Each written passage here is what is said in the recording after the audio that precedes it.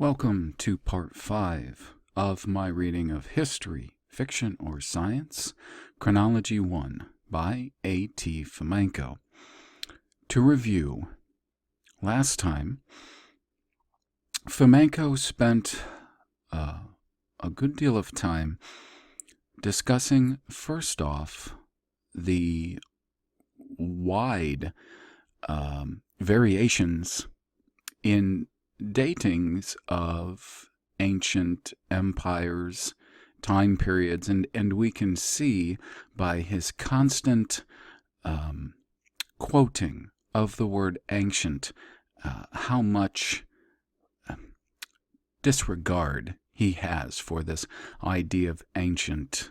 And in fact, it would seem that Fomenko doesn't believe that much of anything is all that ancient.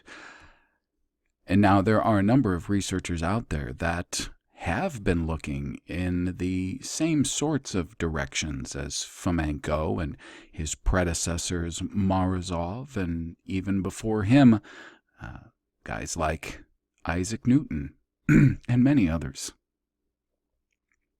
Not to even mention the large number of German historians, and even now some American historians, that at least recognize the overlapping of so-called Dark Age dynasties. But it should be pointed out that not all researchers are of the same mind as Fomenko, who very much seems to want to erase a very, very, very large amount of antiquity. And you know, the thing is, even very sincere researchers on this or a number of other topics are going to come to conclusions that either fit preconceived notions that they have, or they're simply going to come to conclusions that may need correcting. And if Fomenko is sincere in his preface and what I've read so far, he has invited everybody to participate in the work that he is doing and to come to their own conclusions. So, you know, we want to take everything with a grain of salt. Everything that I produce, my own original material and my work on the Hebrew language and the Bible in general and history and everything else should be taken with a grain of salt. Prove everything. Study. So, besides for showing the large, wide-ranging dates of a number of popular chronologists and historians, Fomenko also pointed out how strange it is that so many images that we currently have by way of paintings seem to nearly always show figures from supposedly a bygone age.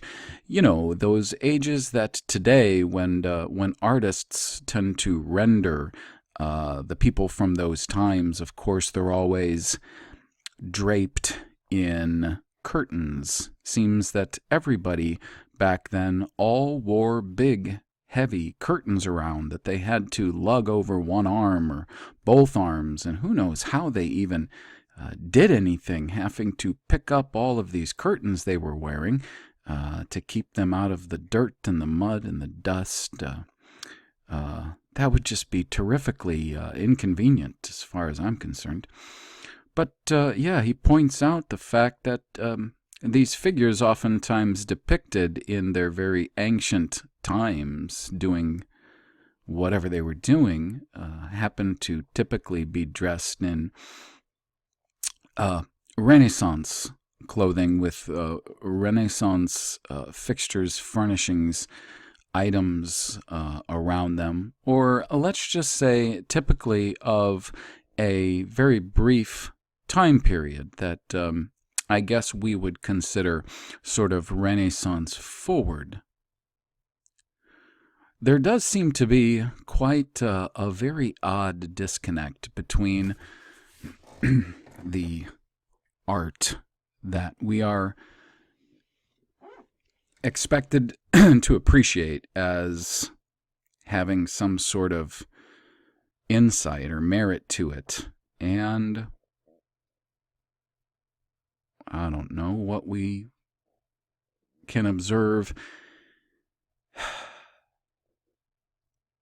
in writings and any kind of trustworthy chronologies.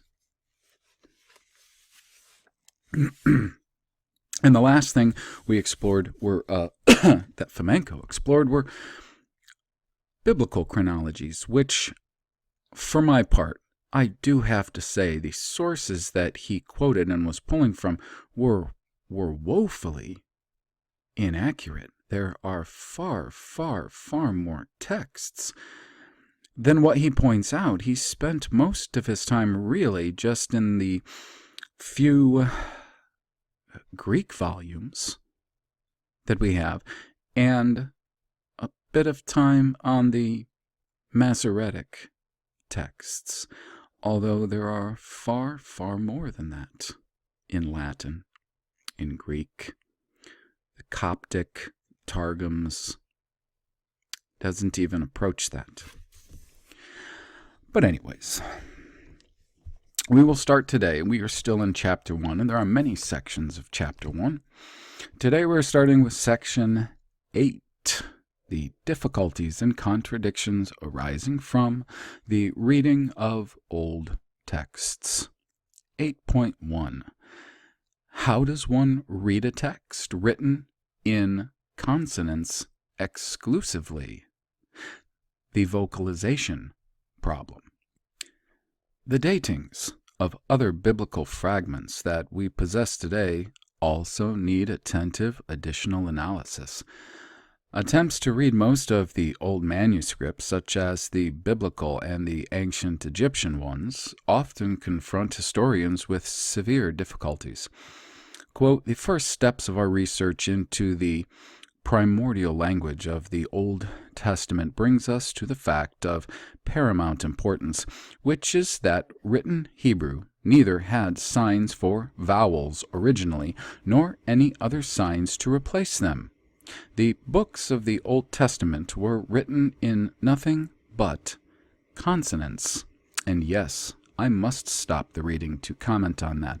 Please go back and see my videos starting with "They are hiding Yahweh," but not with a globe, to understand that today the popular understanding of the Hebrew language comes down to us from a very suspicious cadre of men called the Masoretes, and that slowly but surely certain researchers who are looking into the original Shemitic Hebrew or Oberi are finding that it is not all that different than English and other living Shemitic languages today, in which it did have vowels, the same as English and other Shemitic languages, and that this idea that there were no vowels is purely a Masoretic contrivance.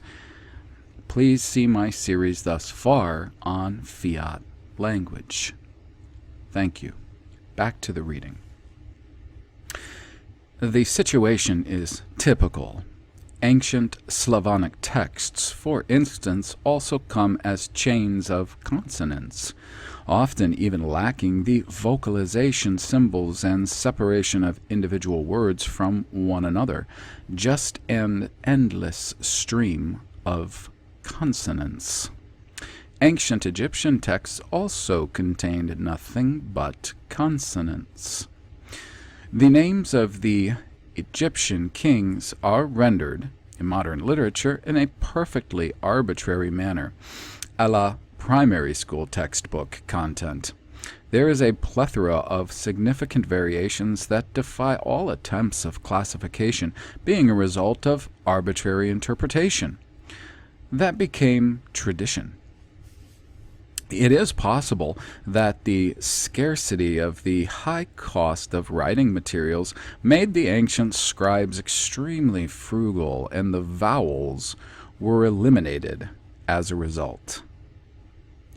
That's silly.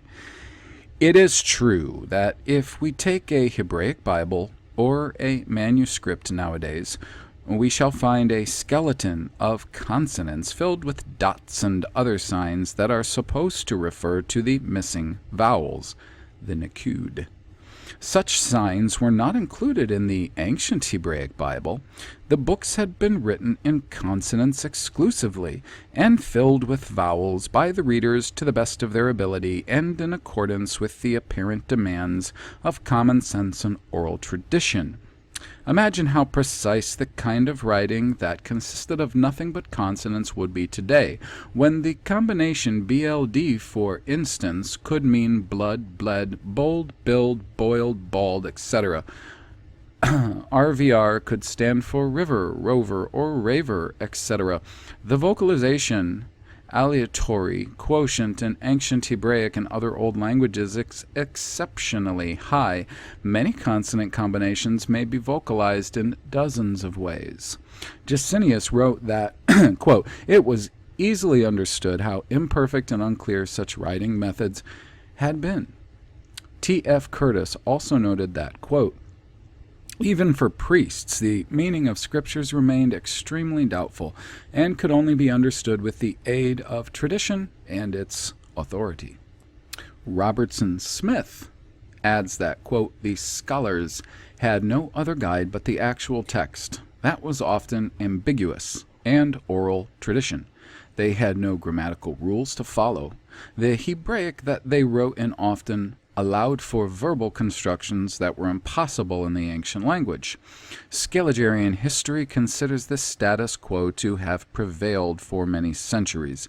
It is furthermore assumed that, quote, this paucity of the Hebraic Bible was only remedied in the 7th or 8th century of our era, when the Masoretes had processed the Bible and, quote, added symbols that stood for vowels, but they had no other guides but their own intuition and very fragmentary oral tradition, and this fact is known perfectly well to every expert in the Hebraic language." That's true. Driver points out that, since the Masoretes and their efforts in the 7th and 8th centuries, the Jews have started to protect their holy books with the utmost zeal and vigor when it had already been too late to mitigate the damage done to them in any way. The result of this overzealous protection had been the immanentization of the distortions that had been made equal to the original text in authority. The common opinion used to be that the vowels were introduced to the Hebraic text by Ezra and the 5th century BC. When Levita and Capellas proved this wrong in the 16th and 17th century France, demonstrating that the vowels have only been introduced by the Masoretes, the discovery made a great sensation in the entire Protestant Europe. Many were of the opinion that this new theory might lead to the complete dethronement of religion. If the vowels weren't received in an epiphany of divine inspiration, being merely a human creation, and a relatively recent one at that, how could one rely on the text of the Holy Writ? The debate that followed had been amongst the most heated in the history of the new biblical criticism, and had carried on for over a century. It has finally ended when the veracity of the new opinion was acknowledged by everyone. If such fierce disputes flared up around the biblical vocalizations in the 16th through 17th century, could this mean these very vocalizations were introduced very recently? Could this have happened in the 15th through 16th century? And since this vocalization version was far from the commonly accepted version, it had to encounter opposition, which may have been quite vehement. It was only much later that the Masorete deciphering of the Bible shifted, by Levita and Capellus, into the 7th through 8th century AD, so as to give the biblical text the authority of antiquity. The situation with the Quran must have been similar. We are informed that, quote, Arabic writing becomes developed further in the middle of the 7th century, when the first transcription of the Quran took place. The additional diacritic marks on, above, or beneath the letter were introduced in the second half of the 7th century for differentiating between similarly written letters, for vowels and doubled vowels.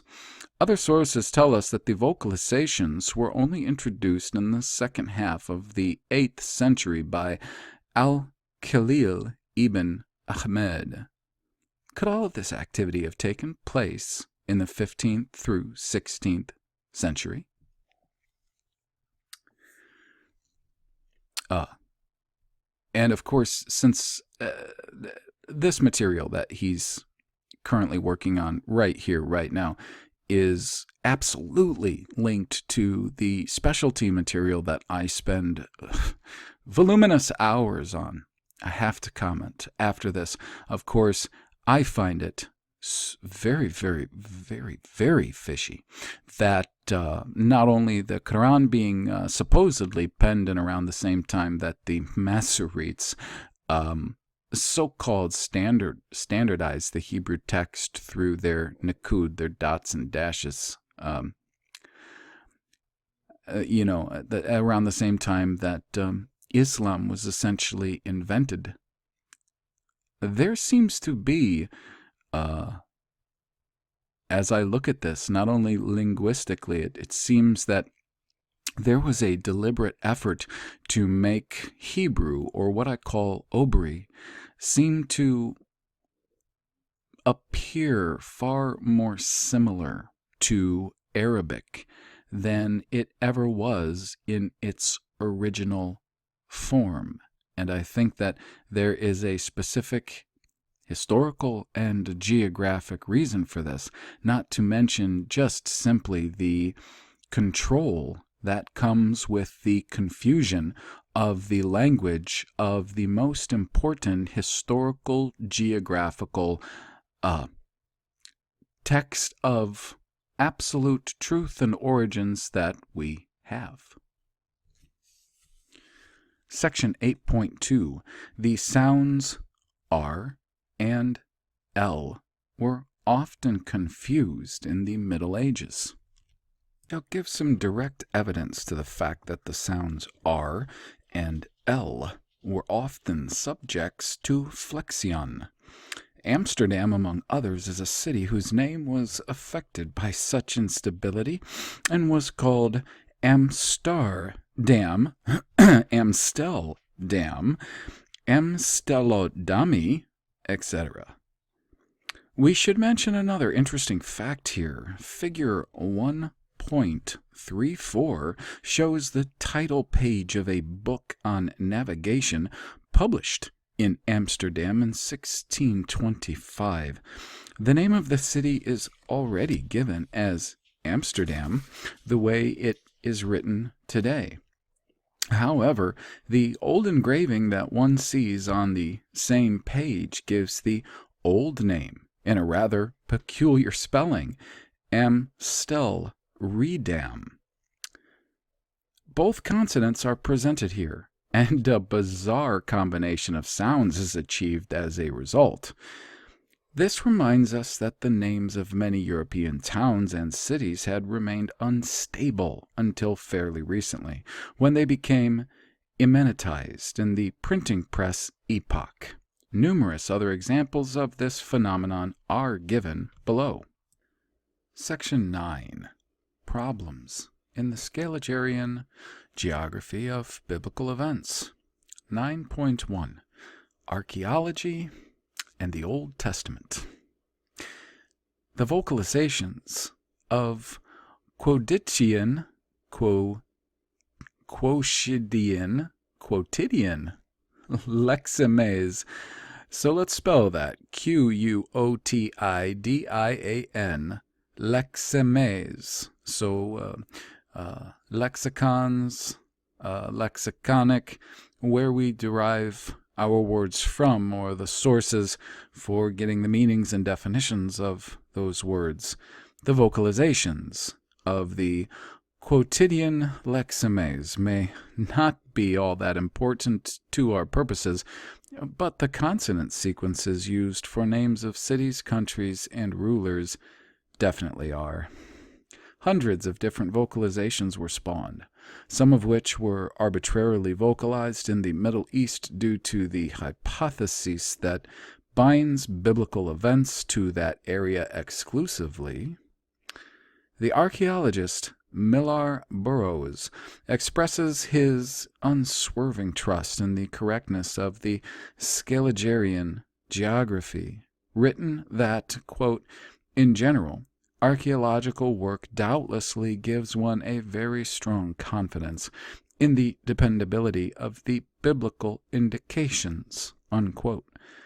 One of the modern archaeological authorities, the American William Albright, wrote, albeit hazily, that, quote, one should not doubt that archaeology, in reference to the excavations in modern Palestine, confirms just how substantially historical the Old Testament tradition is, unquote.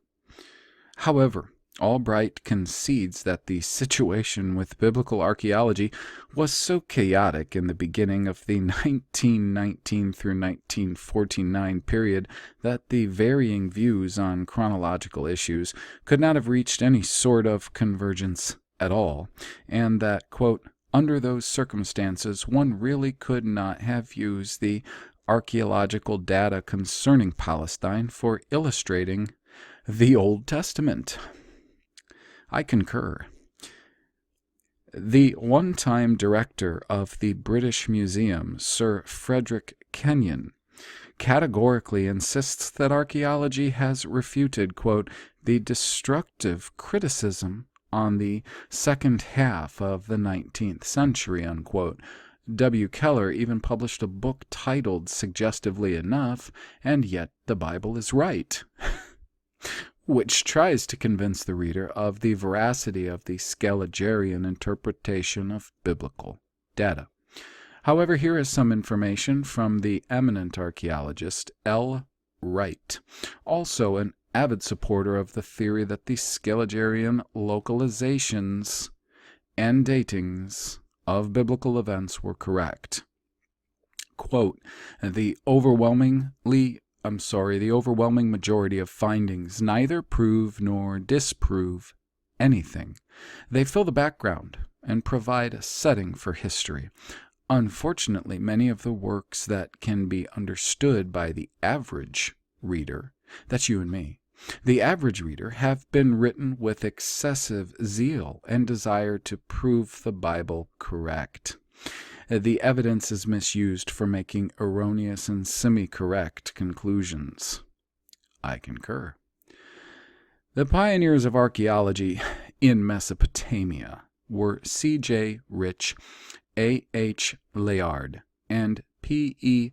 Botta in the 19th century. However, in order to get their research subsidized, they had to advertise their findings in a sensational manner, associating their findings with biblical towns in a rather arbitrary manner.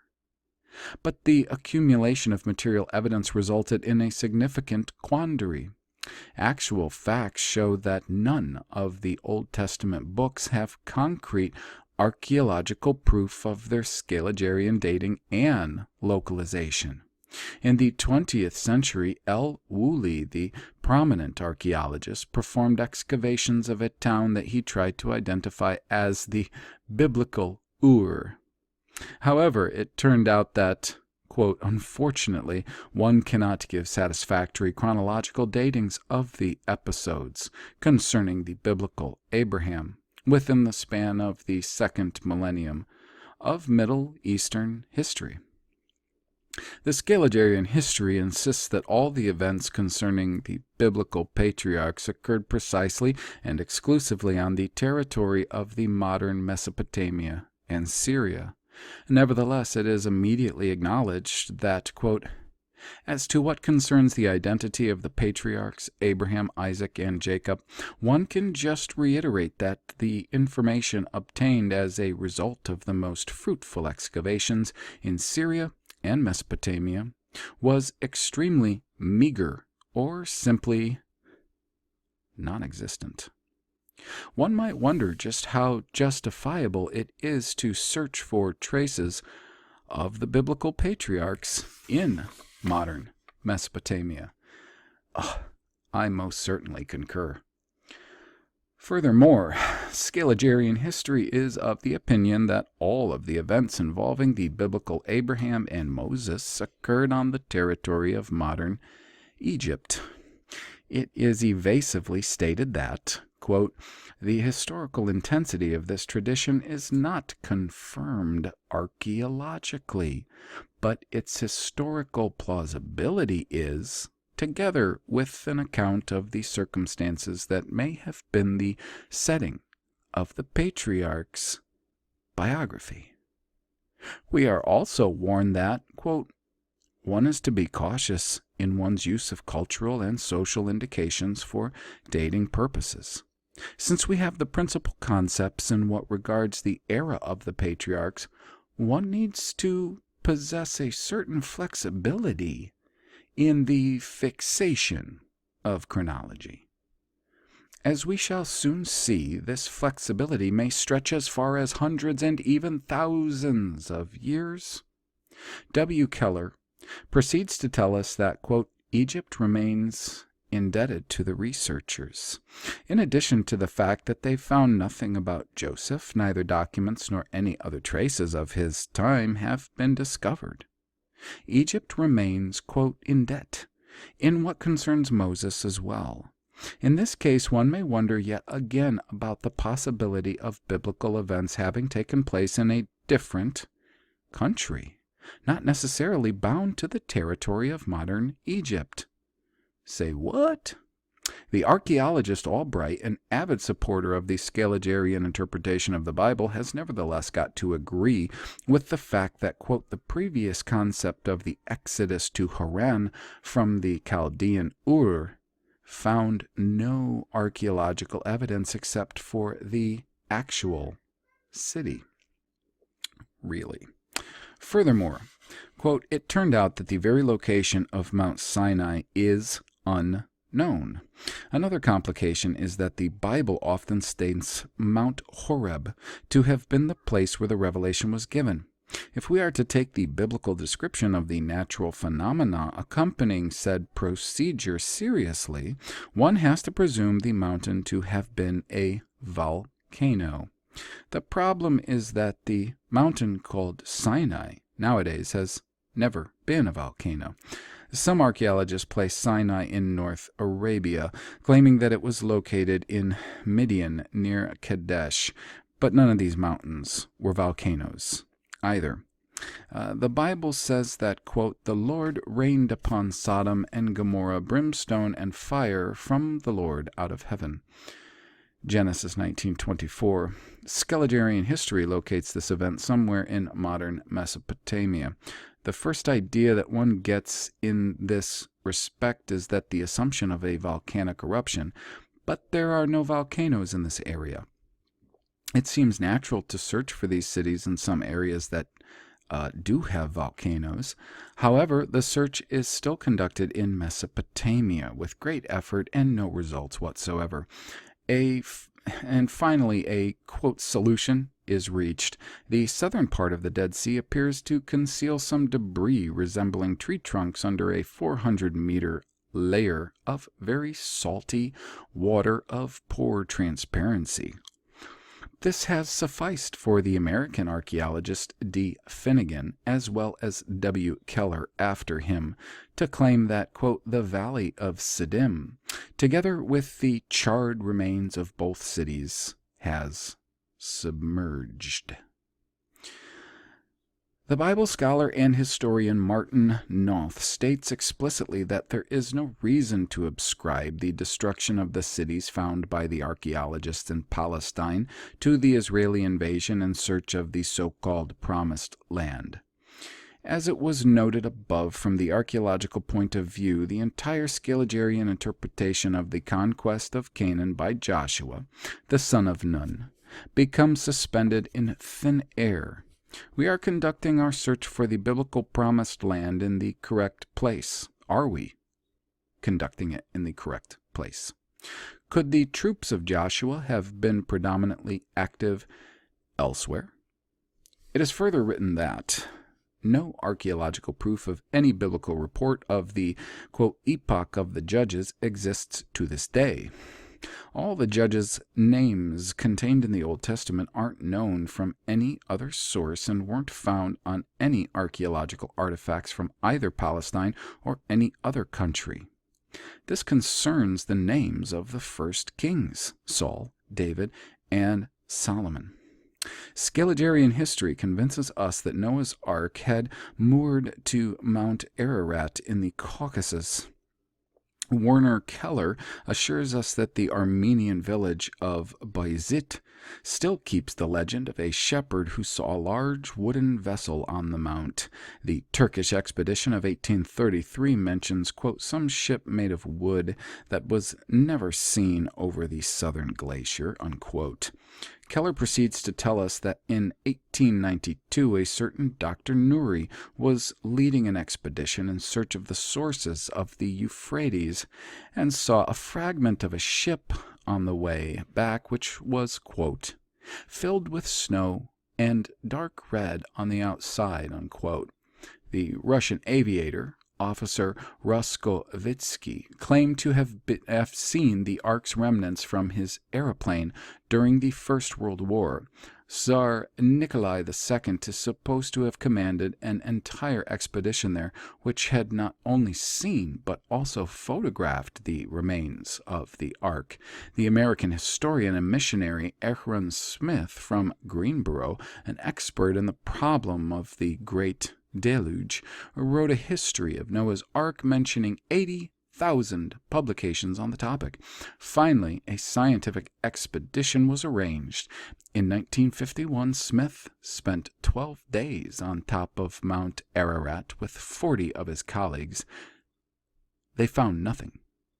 Nevertheless, he made the following claim, quote, even though we failed to find so much as a trace of Noah, my trust in the biblical tale of the deluge has only become firmer. We shall yet return, unquote.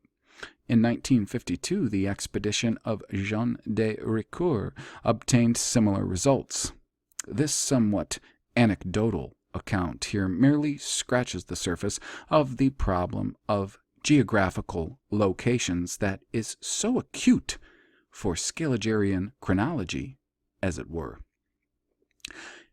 Herbert Hogg, in his foreword to Cyrus Gordon's Historical Foundations of the Old Testament, credits the author with the following, quote, his aim isn't apologetic, which makes him quite unlike other authors that drown the book market in paperbacks attempting to, quote, prove the Bible, unquote, by jumbling together all sorts of sensationalist proof, in quotes, received from ancient Oriental sources. Various museums, institutes, and universities send expeditions to the Middle East for, quote, biblical excavations, unquote. Great sums of money are invested in such excavations, and a great many social or special societies and funds have been founded with the sole purpose of conducting archaeological research in the Scaligean biblical countries, in quotes. The first one of these institutions was the Research Fund of Palestine, founded in 1865. Currently, there are about 20 similar organizations in existence. Among them, we find the American Institute for Oriental Studies, the Jerusalem affiliate of the Vatican Institute of Bible Studies, and the Israeli Research Society. No other region of the planet has been studied by archaeologists with such intensity as the Scalagerian biblical territories. A great variety of literature is published on this subject as well. Special magazines, monographs, atlases, and albums for the popularization of biblical archaeology. The biblical topic is often given priority at the expense of other archaeological issues. The prominent Soviet historian who studied the antiquity, academician V. Struve, has got the following to say about it. Quote, "The excavations in Egypt and Babylonia were only of interest to the bourgeois science since they could be linked to Palestine. In order to find the funding needed for the excavations, the historians had to prove that an ancient copy of the Bible could be unearthed as a result of their research, or the sandals of Moses, mayhap, and then the monies were provided instantly." The following example is very representative. In the early 20th century, a tablet archive was found in the city of Umma, Mesopotamia. But since Umma isn't mentioned in the Bible and no enthusiastic entrepreneur could identify it as some biblical town, the excavations in Umma were stopped, and the archives scattered without even being studied. Jeez. The tables were sold to Parisian collectors for 1 franc per piece. Archaeology, as well as historical science in general, can find no proof to the biblical legend about the Egyptian slavery of the Jews, because they were Hebrews, not Jews. The Egyptologist Wilhelm Spielberg tells us that, quote, "what the Bible reports about the plight of Israel in Egypt isn't any more of a historical fact than the accounts of Egyptian history related by Herodotus." V. Stodd wrote that, quote, "anyway, it is clear that the research concerning the Pharaoh under whose rule Israel moved into Egypt and left it represents nothing but the juggling of names and dates void of all meaning. Let us repeat our question. Could an altogether different country be described by the name of Egypt?" I have to interject here. Yes, an entirely other country could be described. Yeah, it's called Matzrim. Check the language, check the Bible. It's called Matzrim. It's not Egypt, Matzrim. Egypt, as the direct equivalent of Matzrim, and then thus translated Matzrim into Egypt in virtually every modern translation we have, was done by fiat, as so many of these other linguistic decisions made. And it must make one wonder why that would be.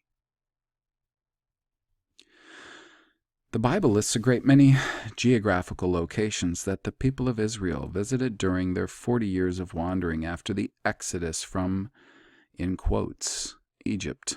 The archaeologists still fail to find these locations, where the Scalagerian history places their biblical descriptions.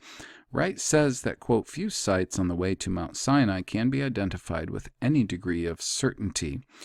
V. Stodd wrote that, quote, "checking the itinerary of Israel has as much sense as, say, tracking the way of the Burgundians' return from King Etzel as described in the Nibelungenlied." Okay. The Egyptologist W. Spielberg quotes this statement, saying that, quote, "we can still sign under every word of Stodd's, and that, quote, the depiction of events following the crossing of the desert, all of this is fiction. Many sites that were considered to have been on the itinerary of the Israelis were excavated thoroughly and intensively for a long time now. No traces have ever been found. The biblical account of the destruction of Jericho is well known. One of the Arabic settlements in the Middle East has been arbitrarily identified as the biblical Jericho, whose walls were destroyed by the sounds of the horn. The settlement has been subject to thorough excavation since the endeavors of Selin, Watzinger, and Garstang in the late 19th century. There were no results. In 1952, an Anglo-American archaeological expedition led by Kathleen Kenyon ventured to continue Garstang's research. No justifications for identifying the excavated town as Jericho have ever been found. Wright wrote that, quote, "The information received about Jericho was called disappointing. And it is true, not only is it hard to interpret the biblical tale of Jericho, one cannot so much as trace the outline of the tradition's history. The Jericho issue is more problematic today than ever." The Bible says that after Jericho, the Israelis destroyed the city of Ai. The site where the city was supposed to have been located, according to the calculations made by the historians, has also been subject to fundamental research. Yet again, the results have failed to satisfy. The German archaeologist and specialist in biblical history Anton Jirku expresses his proceeds to describe those of Ai as afflicted by an even greater discrepancy between the report of the conquest of Ai that ensued and the results of the excavations. According to the Bible, the capital of Judea in the reign of King Saul was the city of Gibeah. The historians have given birth to a hypothesis identifying it as the ruins excavated in the Tel El Ful hill, 6 kilometers to the north of modern Jerusalem. However, it is conceded that, quote, "not a single inscription was found in town and no clear evidence that the ruins belonged to Saul's palace or a tower that he built." But had Saul's palace really been built there? Conclusion. Archaeological research shows that the books of the Old Testament have no archaeological proof of their location and dating as suggested by the Scaligerian tradition. Thus, the entire, in quotes, Mesopotamian biblical theory becomes questionable. Section 9.2. Archaeology and the New Testament. The traditional localization of the events described in the New Testament isn't in any better condition. The lack of archaeological proof of the Scaligerian localization of the New Testament is explained by the fact that, quote, "Jerusalem was destroyed in the years 66 through 73, and that the Jews have been forbidden to come anywhere near the city." Scaligerian history is of the opinion that Jerusalem can be located at the settlement that the locals call El-Quds, whose site used to be perfectly barren before. Also known as Aelia Capitolina, it was after the passage of some time that, quote, "the ancient Jerusalem," unquote, was reborn here. The, quote, "historical remnants of biblical times," unquote, show to tourists today, such as the Wailing Wall, etc., do not hold up to even minimal scientific criticism, in full absence of historical and archaeological proof. Figure 1.36 shows an ancient miniature, allegedly dating from 1470, that depicts the pillaging of Jerusalem by the Syrian king Antiochus Epiphanes. As we can see, the medieval author of the miniature didn't hesitate to represent Jerusalem as a typically medieval town with Gothic buildings and towers, and all the warriors wearing medieval plate armor. One must emphasize that other versions exist apart from the Scaligerian. The Catholic Church, for instance, has been claiming the, quote, very house, unquote, that the Virgin Mary had lived in and where, quote, Archangel Gabriel appeared before her, unquote, to have been located in the Italian town of Loreto since the 8th century, which means that the Catholic version transfers a part of evangelical events to Italy.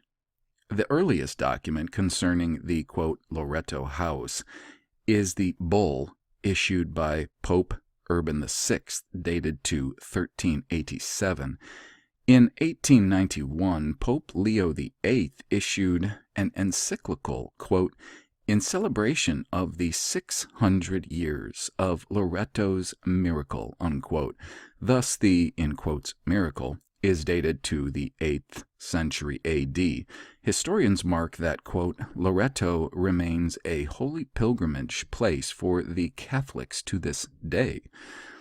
A.Y. Lensman tells us the following in The Search of St. Peter's Sepulchre. For instance, quote, in 1940, the excavations sanctioned by Pope Pius VII were commenced under the Vatican crypts, and their peak fell on the post-war years. In the late 1940s, a solemn statement was made by the press, especially the Catholic press, since the excavations must have been expensive, that not only the burial spot of the Apostle Peter was found, but his remains as well. An objective analysis of the results of Vatican excavations demonstrated all of these claims to have been false. Pope Pius even had to make a radio announcement on the 24th December 1950, where he had acknowledged, quote, the impossibility of making any veracious claims about the unearthed human bones belonging to the apostle. The location of the town of Emmaus,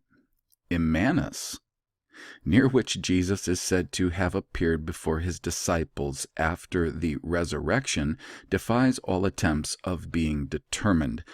I think that was a typo and was supposed to be Emmaus. The place of the transfiguration of Jesus, Mount Tabor, also remains impossible to locate. Even the location of Golgotha is doubted by historians. Seek in his Geschichte des Untergangs der antiken Welt, History of the Ancient World's Decline, 3 in 1900, wrote that, quote, we have no intention of picturing his, Christ's, earthly destiny. All the issues of the origins of Christianity are so complex that we are glad to have the opportunity and the right to leave them well alone, unquote. A convenient stance, and one that has got absolutely nothing to do with science. The archaeologist Schwegler sums up in the following way, quote, this is where the tragedy begins for the believer whose primary need is to know the place on earth where his Savior had lived and suffered. But it is the location of the place of his, Christ's, death that remains covered in impenetrable darkness. If we're to think in archaeological categories, apparently there is no possibility of determining the location of the cities of Nazareth and Capernaum, as well as that of Golgotha, etc., on the territory of modern Palestine. We shall quote the following noteworthy observation to sum up. Quote, reading the literature related to evangelical archaeology leaves a strange impression. Tens of hundreds of pages are devoted to the descriptions of how the excavations were organized, what the location of the site and the objects relevant to the research looked like, the historical and biblical background for this research, etc. And the final part, the one that is supposed to cover the result of the research, just contains a number of insubstantial and obviously embarrassed phrases about how the problem was not solved. But there's still hope, etc. It can be said categorically and with all certainty that not a single event described in the New Testament has any valid archaeological basis for it in Scaligerean chronology and localization. This is perfectly true in what concerns the identity and the biography of Jesus Christ. There is no proof for the location of any of the places where the evangelical events are traditionally supposed to have occurred. We ask yet again, is it correct to search for the traces of the events described in the New Testament in the Middle Eastern Palestine? Could they have taken place somewhere else? Okay, so for this reading, I'm going to wrap up there. And we'll pick up with, go back here, Section 10, Ancient Historical Events, Geographic Localization Issues, starting with the locations of Troy and Babylon. Now, the location of Troy thing is not as related to the comments that I'm going to be putting in here. The Babylon issue is. Now, the reason that as much as I've disciplined myself over the years, there's no way I could help but have to interject as I went through some of these sections, because the last few sections are specifically in the realm of the specialties that I've been looking at for some time now, which is the language of the Bible and the geography of the Bible. After reading these last few sections, I have to say that I like Fomenko far more now than I did before. The only problem is this. It would seem to me that what Fomenko is doing is he's really starting out with the preconceived notion that the events described in the Bible are even themselves perhaps just duplicates. And it appears that what he will be attempting to do as he goes is showing duplicate natures of all of these things. I do want to point out, because I forgot if I pointed this out in the comments of the last video or not, there are a number of people who are researching in many of these areas of lost time, or let's just say added time, who don't entirely agree with the conclusions of Fomenko in these books. Well, the thing is, most of them, though, are coming from, again, let's just say a non-biblical viewpoint. And obviously, Fomenko, it would seem, is starting out this work with a foundation of not believing any veracity to the history and the geography, the events, and most specifically, the God of the Bible and the people that he, through covenants, made a special, distinct people. I don't think he believes any of that or ever has. And that's his standpoint. Now, up to this point, I don't recall reading anywhere where he clearly made that statement, but I believe that's obvious. Me, on the other hand, I'm not going to go into any secular or just non-biblical field of study or research hiding the fact that I believe that the events described in the Bible are true. I absolutely believe that's the case, and I believe that we're going to find out in time that this is the case, and it's going to be reaffirmed over and over again. Now, concerning a few specifics here. One is the language. Now, he spent a little time talking about, and I know I commented, but just for some reinforcement, and let's just say some recap for those people who have come here for the reading, have not listened to a number of the videos that I've done concerning these subjects. Let me try to recap some things a bit. Okay, he starts out by saying how impossible it is to really know what's going on in the language, or what the language is specifically describing, because of, first off, the tradition, and I want to really emphasize the tradition, the Masoretic tradition, that all of the characters, and remember, they're not letters, they are characters, they're pictographical characters, that all of them are in fact consonants, and that it is only by way of tradition that these vowel sounds are put in. And in fact, when they do this, and sort of everybody since then has, for lack of a better term, been in on it, either consciously or just that they are erroneously going with the idea that the Masoretes should in any way ever be trusted in handling the Hebrew Scriptures.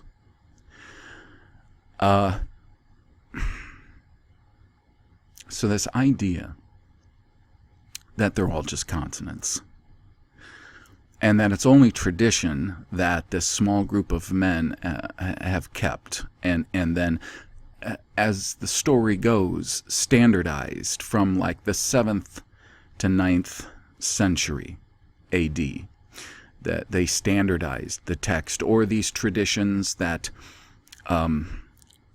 Ezra changed the text, which I would find very hard to believe concerning Ezra, any tradition like that he had in any way radically, or even in small ways, changed the text without a real issue being brought up by at least one of his contemporaries, Nehemiah. Nehemiah, who was aghast when he realized that many of the returning Judahites, Judah, Benjamin, Levi, were marrying the peoples of the surrounding lands when they came back, and he said that their mamzer children, and he called them mamzers, it's in the text, that he was aghast that they didn't even oftentimes know their own language. And Nehemiah had some power and some pull. And I would imagine there would have been some serious issues had Ezra been fiddling with the text. Now, I know it's a tradition that portions of Ezra were written in Aramaic, just as it's a tradition that portions of Daniel, some of the most important portions of Daniel that exist, they say those were written in Aramaic too. Aramaic, a language which, if we say that biblical Hebrew is hard to understand and has a great deal of unknown lexicography, Aramaic is even one step, if not many steps, further in the direction of incoherency. So this idea that the Masoretes, this cabal of supposedly Jewish rabbis, that they standardized traditions in the text. First off, I'm shocked that any Christian would ever buy their interpretations of what the text should be standardized into. Secondly, the Masoretes have never produced and ever left any kind of proofs for us to this day that their, in quotes, standardization was ever based on consistent interpretation and pronunciation of the text. Never to this day. Some time ago, I began looking at the Hebrew. Any characters that I could look at in antiquity, and even the characters as they exist today. And with the help of such websites as Yehweh, YEHWEH.org, which is Jane Lithgow's website, and with other linguistic websites that do very meticulous comparisons of Shemitic languages from the ancient Hebrew and Phoenician and Canaanite dialects down through to ancient Greek alphabets and Etruscan to older Latin, and then more modern languages, you can see a progression in Shemitic languages to this day. When you start to understand that we're looking at a base language that has simply been varied over the years into other languages, you start seeing that most of the Western Caucasian languages are the strongest mirrors of that early Shemitic language. Compare world languages to the ancient characters of Hebrew, and if you come to any other conclusions, I would be surprised. Now, given that, it is not difficult to see what characters should logically be viewed as vowels, not consonants, but vowels. Now, in my research so far, I would have to say that that does not necessarily change the way in which they should be interpreted on their face, because I believe that from all I've seen so far that these characters all have a meaning. Each and every one of them have a meaning, and they relate to one another in given words. How this occurs thus far, I have to tell you, I just don't know yet. But I know that looking at the Hebrew portions of the Bible, in the Masoretic tradition, it gets you more confusion than understanding. So there has to be a radically different way of viewing this language. And eventually, it's going to be found out. That's just going to happen. Now, by whom and in what time, I don't know. But all of these criticisms that Fomenko is laying against the Hebrew portion of the Scriptures is all founded on the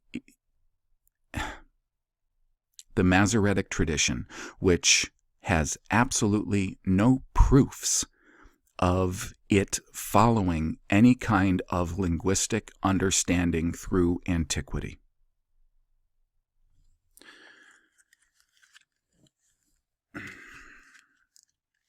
So now concerning the archaeology and geography. These sections for me were fantastic. And as a matter of fact,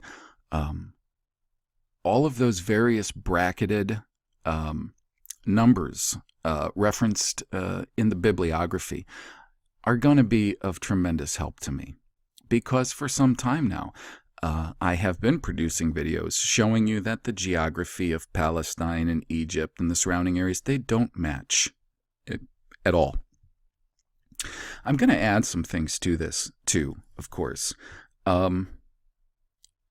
First off, I think it's just fantastic that he is pointing out the fact that there is absolutely no conclusive archaeology in any of these sites in and around Palestine and Egypt. All there is various structures here and there, which people could, I guess, guess on into infinity. And obviously, they've applied locative names to these places and said that this is the portion of the Bible that happened here, there, and wherever. Now, I don't subscribe to Jeff Benner's teachings from Ancient Hebrew Research Center,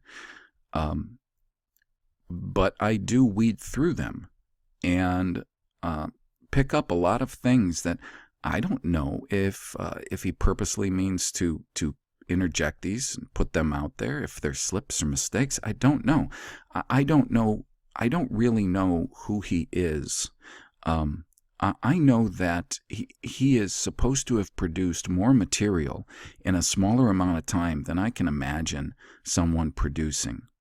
There was a debate between Chris Pinto and James White concerning it was the Codex Sinaiticus. And one of James White's arguments is that this man, Constantine Simonides, that there was no way that he could have collated the amount of material that was supposed to have been collated for that text, okay? Pinto was arguing that there was a claim made by Simonides that he and his uncle had actually been making that particular New Testament version of the text as a gift to the current Tsar of Russia. Now, I find that interesting that James White would argue that not even a brilliant young man, which he was supposed to be, could have collated that amount of text by himself, or even maybe him and his uncle. In the same way, to me, it is mind-boggling the amount of material that supposedly this one man, Jeff Benner, has produced. In the amount of time that he has produced it. Look into it. Not only is his website, Ancient Hebrew Research Center, I think it is Ancient Hebrew Research Center, is massively extensive, that website. But not to mention that, I mean, he has modules for eSword as Ancient Hebrew lexicons, which again, I'm telling you, what he's doing is he is just teaching those old characters in a way that really just applies the Masoretic tradition to them. It's nothing new. It's just keeping you in that ignorance loop. Is it deliberate? Is it not deliberate?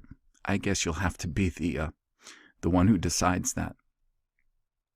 But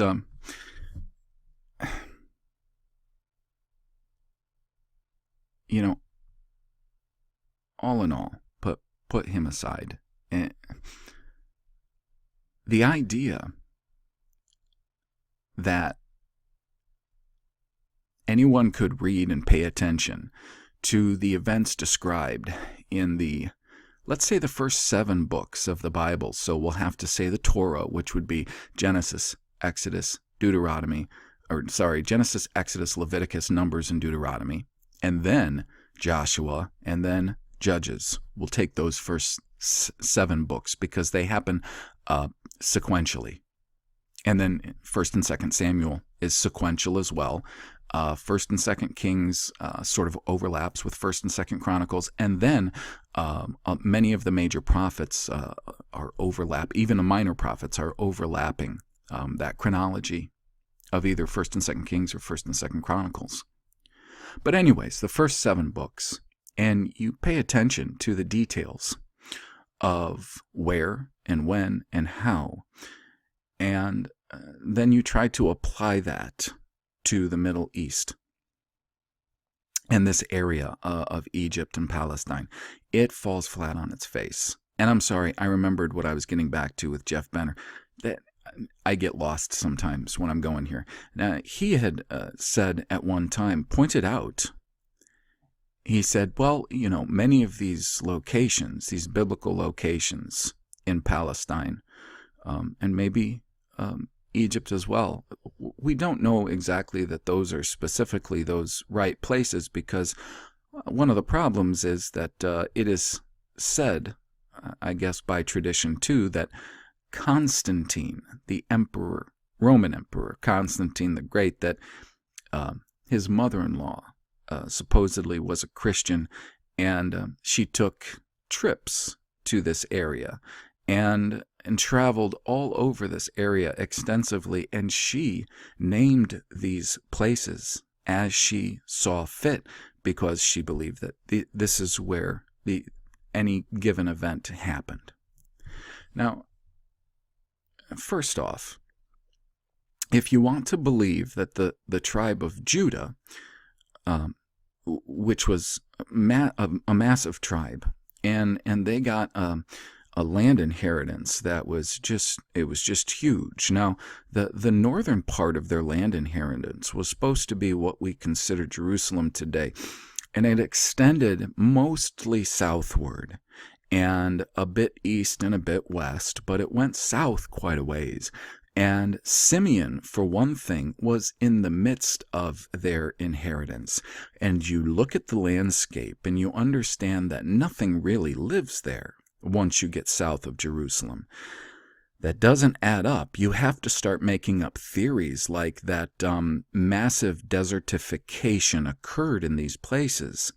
Because the massive amounts of people described in the first 7 books of the Bible could never live and sustain themselves in these places. Absolutely not.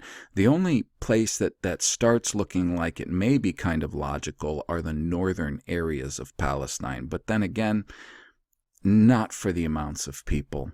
And too many forests, forests are described in the Bible. Too many fortified, walled cities that they are not finding the foundations of. And they should be finding a lot of them. There were a bunch listed, fortified, walled cities with towers. And yeah, they all sound like medieval fortified cities with towers and castles and hamlets all around them. They absolutely sound like that. Now, you can't have, if you want to call city-states, sustained city-states like that in that area.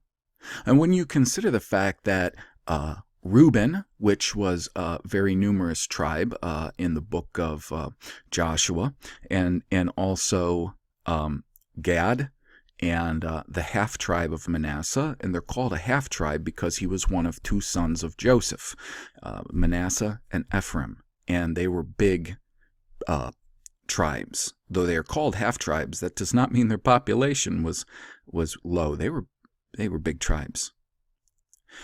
So those 3, Reuben, Gad, and Manasseh, were supposed to all be dwelling on the east side of the Dead Sea, Jordan, and Sea of Galilee.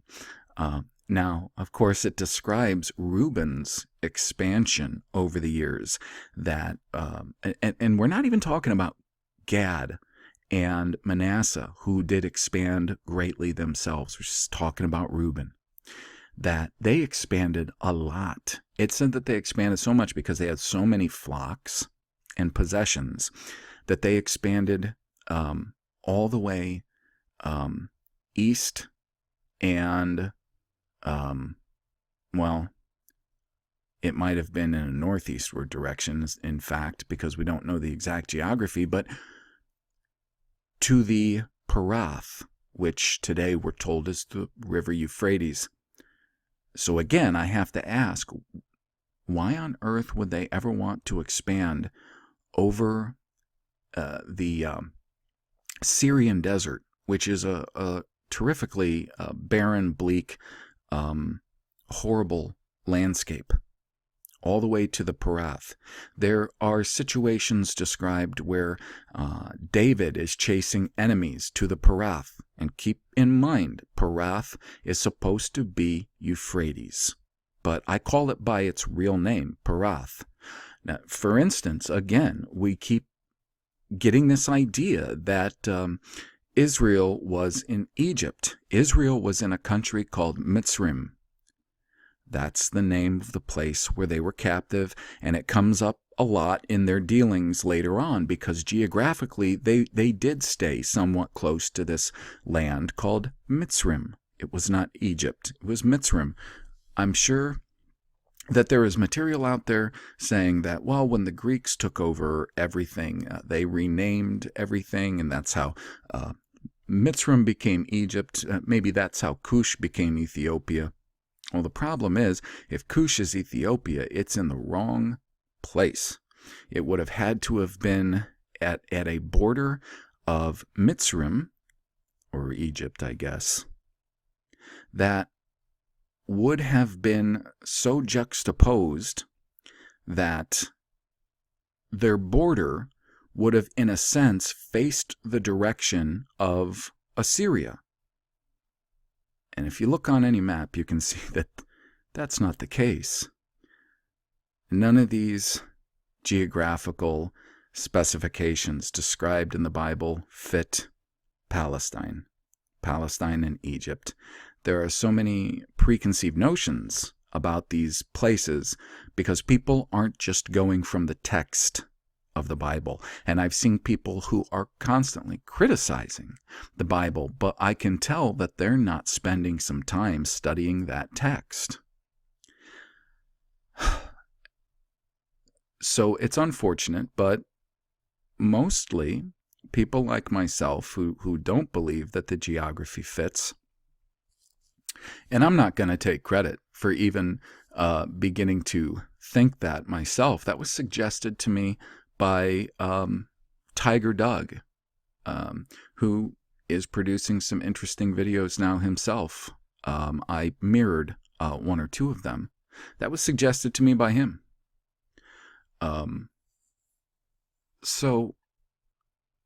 But when I started looking into it, I started finding that the geography doesn't match up.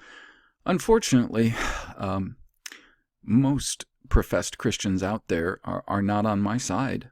They believe in the Masoretic's rendering of language. They believe in this fairy tale that Palestine and Egypt and the surrounding areas are precisely where the Bible took place, even though it doesn't match up at all. And there is no real archaeological evidence at all. Now, of course, in these next sections, it looks like he's going to talk a bit about Babylon too. That's great. I have problems with the idea of where they say Babylon was. Persia and its capital, Susa, which is Persia's Paras, where they say Nineveh or Nineveh was. None of that matches up either. And now they can say, well, archaeologists have unearthed all of these various information scrolls at these places, or stones, or whatever else. And I just have to laugh, and I shake my head, and I laugh because, here's why. These empires, and Fomenko actually touched on that. I don't know if it was by way of a quote from somebody else or not. This whole idea of lack of paper,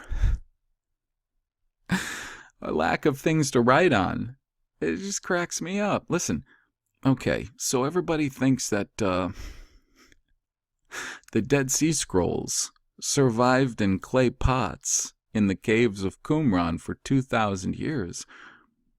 But then, at the same time, they think that these empires, who were the highest empires of the world in their day, wouldn't have had access to the finest kinds of papers or vellum, any kind of very good, strong, long-lasting writing materials, and ways to preserve them and encapsulate them so that they could last. Because none of these empires just expected, well, I'm sure in a century or two, our empire is going to be completely overthrown by another empire, and that'll be that. So, why really take care of our records and make sure that they last?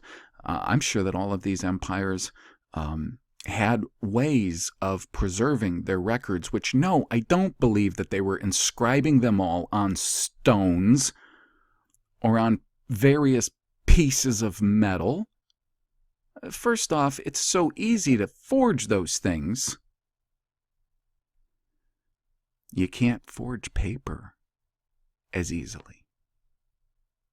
You should watch the video that Harry Hubbard and Paul Shafranke did about. Harry Hubbard talks mostly about numismology, and you're going to get a lot of pretty darn good information out of that. Whether you agree with it all or not is another issue.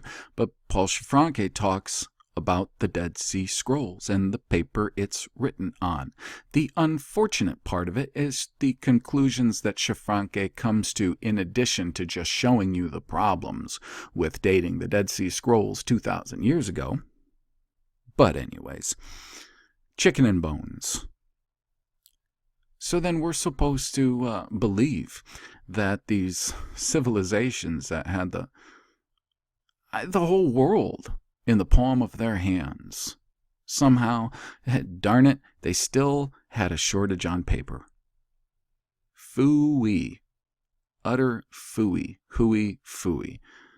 So whatever these finds are that supposedly they're unearthing in Nineveh, or we're talking about the classical sites where they say Nineveh was, or where they say Babylon was, always stones. Always stones. And I just don't know about that, because I don't see in the Bible that being, except for the Ten Commandments, which were written on tables of stone and then put in the Ark of the Covenant. Anything other than that, remember, listen, guys, pay attention. Moses wrote the entire books of the law on paper. On paper. And put this book in a pocket on the side of the Ark of the Covenant. And every king was expected to write that same law. The king was expected to act as a scribe one time, writing out the whole law. And then you had scribes. Why did you have a whole sect of the priesthood that were specifically scribes? There is a portion of a vision in the book of Ezekiel where he sees these, they would seem to be angels, and they're all going through the city of the Jerusalem, and one of them has a box, and it's a scribe's box. So what he would have in it were his inks, his writing utensils, and what do you think? Hunks of stone? Rolls of metal? Or would he have had paper?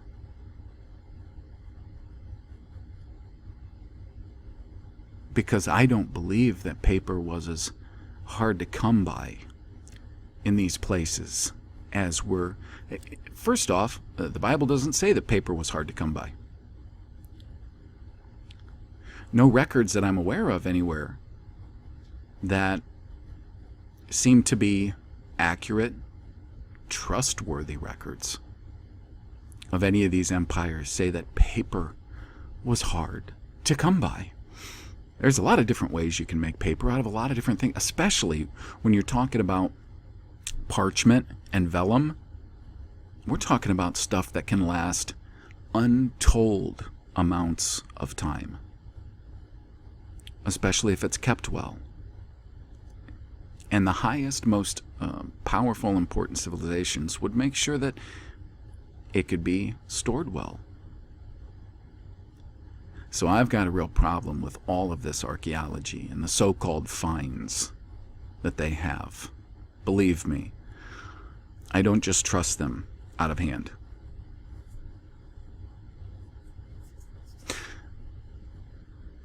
But again, I find that the criticisms that Fomenko has laid so far, and again, in the New Testament, the section I just read at the end, yeah, Today's Jerusalem was known as Al-Quds. Today's Jerusalem has been known as so many different names. And all of the settlements in Palestine were all very sparsely peopled because these places could not sustain large amounts of people. And even to this day, in what is now modern Israel, they still don't have the numbers of people that were recorded as populating we can say the promised land all throughout the records of the Bible. They still to this day don't have that amount of people. So this land sustained a far, far, far higher population. And it just can't be. Not in that place.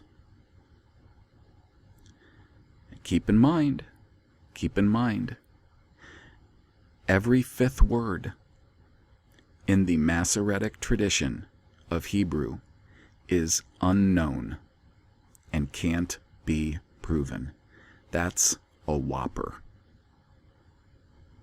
And as I've tried to say this, and I'm going to say this specifically to any of the atheists or agnostics who have chosen to listen to this commentary all the way through at the end, we can't have an objective debate or discussion on these things that should lead anyone to any absolutely concrete conclusions, lest we first sort out the problems with the language. And that 20% plus of words with an unknown lexicography. That's a big issue. I would strongly urge anyone at this point to keep your mind open to these things, to the possibilities that it's not that the Bible is the issue, but that our understanding of it, because it's been toyed with so much, in the sense of the Masoretic understanding of it, their Nakud, their traditions. And a lot with the Greek, too. Remember, the classical Greek of the New Testament, there is a great deal about it that is still not agreed upon.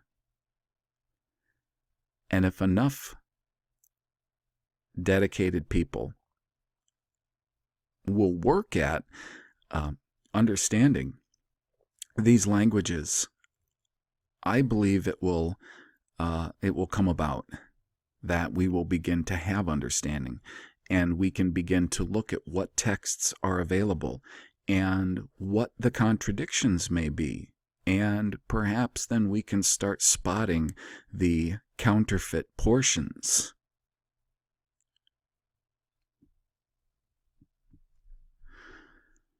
I certainly am keeping my mind open.